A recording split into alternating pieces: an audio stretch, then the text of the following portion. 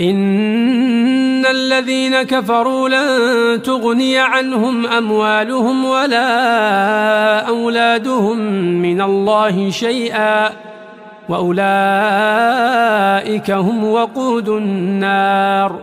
كدأب آل فرعون والذين من قبلهم كذبوا بآياتنا فأخذهم الله بذنوبهم والله شديد العقاب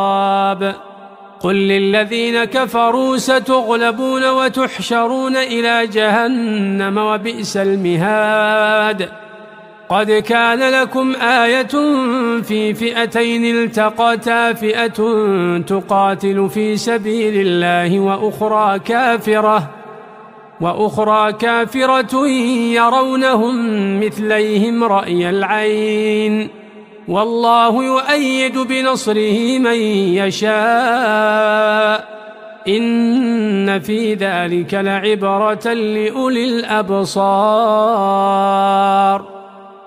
زين للناس حب الشهوات من النساء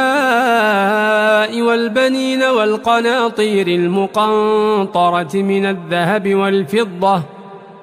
من الذهب والفضة والخيل المسومة والأنعام والحرث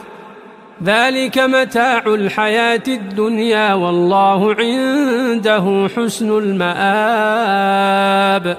قل أنبئكم بخير من ذلكم للذين اتقوا عند ربهم جنات تجري من تحتها الأنهار خالدين فيها وأزواج مطهرة